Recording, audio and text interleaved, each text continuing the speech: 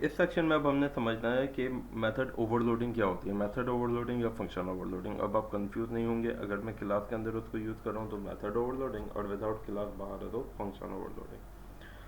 अच्छा, अब पहली बात तो समझ लेंगे मेथड ओवरलोडिंग है क्या। आपको पता है कि हम जब भी कोई फंक्शन बनाते हैं तो डी एफ लिख के हम उसको फॉर एग्जांपल माई फंक्शन लिख के हम उसमें आर्गूमेंट पास कर देते हैं, और जब हम वो आर्गूमेंट उसमें पास करते हैं तो हम जो भी ऑपरेशन परफॉर्म करवाते हैं, जो भी हम बॉडीज उसमें देना चाहें वो हम उसमें डिफाइन कर देते हैं। लेकिन अब ये मैंने एक फंक्शन बनाया है जो कि एक आर्गूमेंट लेता है। अब इसमें मैं एक आर्गूमेंट देता हूँ, ये अपना काम सही कर रहा है। मैं चाहता हूँ कि मैं इसी फंक्शन का एक ओवरलोड क्रिएट करूँ। अब समझिएगा वर्डिंग्स को, मैं इसी फंक्शन का एक ओवरलोड क्रिएट करूँ और इसमें x, y दो नंबर ऑफ पैरामीटर्स दे दूँ जो कि x प्लस वाई वाला काम करे। ठीक है, तो अब अगर मैं माई फंक्शन 4,5 लिखता हूँ, दैट्स ओके, उसने 9 मुझे रिप्लाई दे दिया। लेकिन अब अगर मैं वो पुराना वाला फंक्शन कॉल करना चाहता हूँ जो मैंने पहले बनाया था, अवेलेबल नहीं है। वो कहता है this function is no more available. Reason ये कि जो आपने रिसेंट उसका ड्राइव किया बनाया, उसने पुराने वाले को ओवरराइड कर दिया। पुराना क्योंकि ओवरराइड हो गया तो वो अवेलेबल ही नहीं है। अच्छा, फंक्शन ओवरलोडिंग या मेथड ओवरलोडिंग का तो कॉन्सेप्ट ही ये है कि हम अपने क्लास में या अपने प्रोग्राम में जो भी हमारा होगा उसके अंदर नाम सेम रखेंगे, नंबर ऑफ पैरामीटर्स या नंबर ऑफ आर्गूमेंट्स जिसे हम कहते हैं, number of argument and type of argument हम डिफरेंट कर देंगे। अच्छा, अब इसकी एग्जांपल देखते हैं। इसमें सबसे पहला काम हमें ये करना पड़ेगा कि एक लाइब्रेरी इंपोर्ट करनी पड़ेगी, इंपोर्ट मल्टीपल डिस्पैच, नहीं,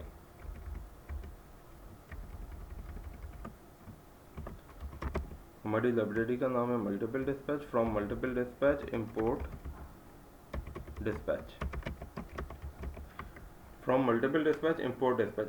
अगर ये कमांड आपके पास अवेलेबल नहीं है तो आप जाएंगे कमांड प्रॉम्प्ट में और वहाँ पे लिखेंगे pip इंस्टॉल मल्टीपल डिस्पैच। ठीक है, आपने एक कमांड लिख के एंटर दबाना है। कंफर्म करें, मेक श्योर कि उस वक्त आपके पास इंटरनेट चल रहा हो ताकि ये लाइब्रेरी आपके पास इंस्टॉल हो जाए। pip install multiple dispatch. मेरे पास क्योंकि वो इंस्टॉल्ड है तो मुझे कहता है जी रिक्वायरमेंट ऑलरेडी सेटिस्फाइड, और वो जी उसने तमाम पाथ वो दे दिया कि वो कहाँ पे उसकी वो बाइनरीज पड़ी हुई हैं। ओके, ये कमांड आपने लाजमी एग्जीक्यूट करनी है, pip इंस्टॉल मल्टीपल डिस्पैच। इस मल्टीपल डिस्पैच की लाइब्रेरी को इंस्टॉल यानी अपने पास डाउनलोड करने के लिए पाइथन की लाइब्रेरीज में। उसके बाद आप ये वाली कमांड यूज़ करने के काबिल होंगे, अदरवाइज आप ये कमांड यूज़ नहीं कर सकेंगे, आपको एरर आएगा। अच्छा, अब क्योंकि मैंने ये फाइल इंपोर्ट कर ली है अपने यहाँ पे पाइथन में, अब मैं क्या करूँगा, मैं at the rate decorator use करूँगा। एट द रेट के साथ जो भी हम नाम यूज़ करते हैं ना उसे डेकोरेटर कहते हैं। अब हम ये आगे पढ़ेंगे इसमें मजीद के और कितने डेकोरेटर्स होते हैं पाइथन में। मैं यहाँ पे डेकोरेटर यूज़ करूँगा डिस्पैच, और टाइप बताऊँगा फंक्शन की या मेथड की कि मैं किस टाइप का फंक्शन आगे बनाने वाला हूँ। इसके बाद मैं माई फंक्शन और एक्स कोई भी आर्गूमेंट है जो कि मैं ले रहा हूँ और प्रिंट करा देता हूँ कि जी अच्छा अब ये मेरा इंटीजर है, क्योंकि मैंने ऊपर यहाँ पे डिफाइन कर दिया है इस जगह पे कि जी मैं अब इंटीजर आर्गूमेंट लूँगा आगे, और यहाँ पे सिंपली मैं एक्स को प्रिंट करा देता हूँ। दैट्स इट, कुछ भी नहीं कर रहे हैं हम और। अच्छा, अब जब मैं इसको माई फंक्शन को कॉल करूँगा और कोई भी वैल्यू दे के इसको मैं एग्जीक्यूट करता हूँ तो ये सही चलता है। ठीक है, ये तो अब हम जानते हैं। इसी का एक और ओवरलोड राइट करता हूँ, इसी को मैं कॉपी बना रहा हूँ। ठीक है, यहाँ पे मैं इंटीजर की जगह कर रहा हूँ स्ट्रिंग str। अच्छा, इसको मैं रिप्लेस कर देता हूँ स्ट्रिंग। बॉडी चेंज हो गई, अब वो एक लाइन हो या 10 लाइन हो जितनी भी हो, बॉडी चेंज हो गई आपकी। आपने क्या किया है कि आपने उसके टाइप ऑफ पैरामीटर को डिफाइन कर दिया कि अगर इंटीजर आर्गुमेंट पास किया जाए तो ये फंक्शन कॉल हो, और अगर स्ट्रिंग पास कर दिया जाए तो ये फंक्शन कॉल हो। नाम सेम है, या इसका नाम भी माई फंक्शन था, माई फंक FUNC, और इसका नाम भी माई फंक था। अब हम आगे चलते हैं। ओके, अब माई फंक्शन कॉल करता हूँ मैं यहाँ पे। अब मैं इसको स्ट्रिंग दे देता हूँ, कुछ भी देता हूँ value what ever, my mistake. और ठीक है। अब जो फंक्शन कॉल हुआ है वो स्ट्रिंग वाला कॉल हुआ है, सही है। आपने पैरामीटर तो एक ही पास किया डबल कोट से, मगर क्योंकि अब वो डबल कोट में था तो क्या हो गया कि आपका वो फंक्शन कॉल हुआ है जो कि स्ट्रिंग वाला ओवरलोड है। अच्छा, इसी तरह से अगर मैं इसी को कर दूं, अब क्या होना चाहिए, गैस करें। आपके पास सिर्फ 1 सेकंड है, कर लिया। अब देखें, वैल्यू तो 48 है मगर मैंने डबल कोट्स लगा दिए, जहाँ ज़्यादा स्ट्रिंग रही है। अब कौन सा फंक्शन कॉल होगा आपका, स्ट्रिंग वाला। वो कहता है जी स्ट्रिंग 48, सही है। और अगर इसी को जब हमने वो दिया था विदाउट डबल कोट, तो इसी पे हमारा फंक्शन कॉल हुआ था इंटीजर 48। अच्छा, अब इसके एक और ओवरलोड लिखते हैं हम, यहाँ चलते हैं, इंटीजर का ओवरलोड लिखते हैं। मैं कहता हूँ कि जी अगर दो इंटीजर्स आ जाएं, नाम सेम है फंक्शन का हमारे, दो इंटीजर आ जाएं ऑब्वियसली x, y, और तो हम यहाँ पे प्रिंट कराएंगे क्योंकि एक और इंटीजर आ गया है। अब फिर से एक बार एक और ओवरलोड हमने लिख दिया, और मैं कहता हूँ जी इसके बाद ये इसका सम भी प्लस करा, सम x प्लस y। ओके, अब मैं माई फंक्शन कॉल करता हूँ 3,4, ठीक है। इसकी अपनी बॉडी है, लेकिन इसका मतलब ये नहीं कि मेरा पुराना वाला फंक्शन रिप्लेस हो गया, नहीं, वो जो मेरा सिंगल आर्गूमेंट फंक्शन है वो अपनी जगह मौजूद है। अब देखें, एक आर्गूमेंट दिया तो वो पुराना वाला फंक्शन कॉल हुआ, ओवरराइड नहीं हो गया। दो आर्गूमेंट्स दिए तो ये कॉल हुआ। अच्छा, आप number type of argument different भी कर सकते हैं। फॉर एग्जांपल अब देखें, ये मेरा एक फंक्शन है जो कि दो आर्गूमेंट्स लेता है मगर दोनों ही इंटीजर लेता है। एक ओवरराइड इसका मैं लिख रहा हूँ, सम हटा रहा हूँ इसमें से, और इसको हम दे देते हैं फ्लोट,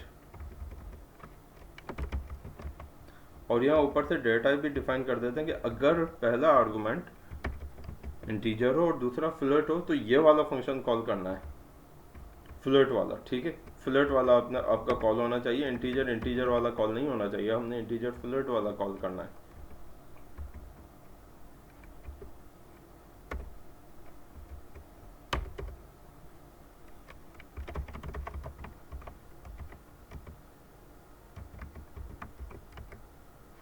सही है। अब आपके पास दो आर्गुमेंट्स वाला एक ये बन चुका है, इंटीजर फ्लोट।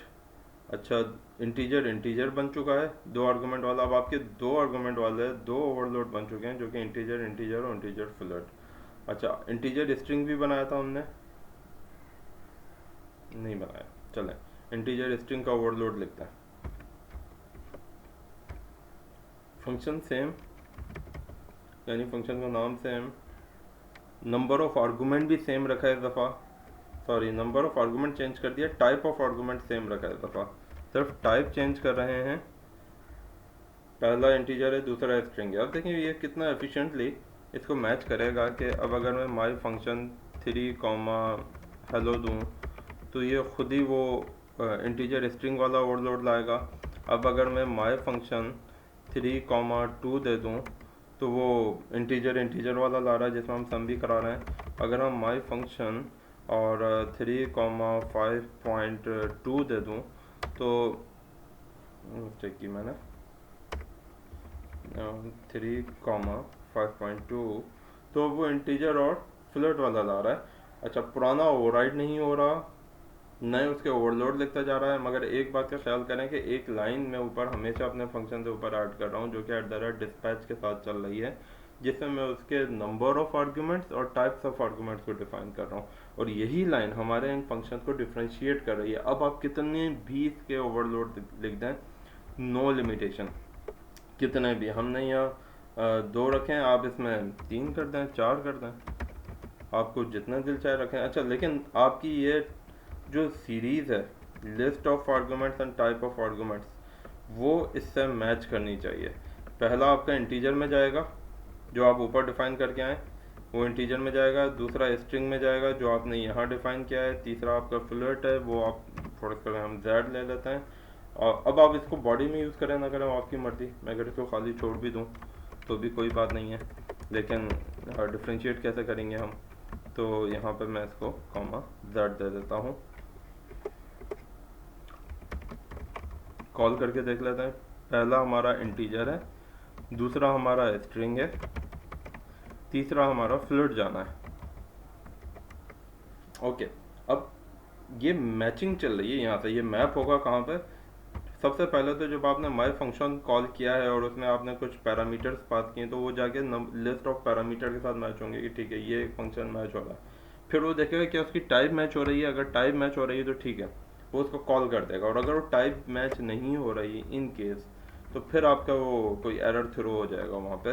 फॉर एग्जांपल अब देखें क्या होगा कि अब मैंने उसको चेंज कर दिया ना, अब हमारे पास ऐसा कोई ओवरलोड नहीं है जो कि पहला इंटीजर और फिर 2 स्ट्रिंग लेता हो ना। मैंने इस फ्लोट को इंटीजर बना दिया, उसने एरर थ्रो कर दिया, क्योंकि जो डिस्पैच के अंदर हमने उसकी लिस्ट डिफाइन की हुई है वो उसको फॉलो नहीं कर रही। कोई भी मैपिंग में पूरा नहीं उतरा, मैप नहीं हो रहा। तो ये हमारा टॉपिक है मल्टीपल डिस्पैच, जिसके थ्रू हम मेथड ओवरलोडिंग का कॉन्सेप्ट इम्प्लीमेंट कर रहे हैं पाइथन में। और अच्छा, अब यहाँ क्या है कि हम विद इन सेम क्लास ये काम कर रहे हैं, ठीक है। अब अभी तो हमने क्लास नहीं बनाई यहाँ पे, लेकिन हम एक ही जगह मौजूद हैं। कंसिडर करें कि एक ही क्लास है जिसके अंदर हम ये ऑपरेशन परफॉर्म कर रहे हैं, और ये क्लास के अंदर भी किया जा सकता है। फिर अब ये आप करके देखें, और if you find any difficulty you can definitely right in comments.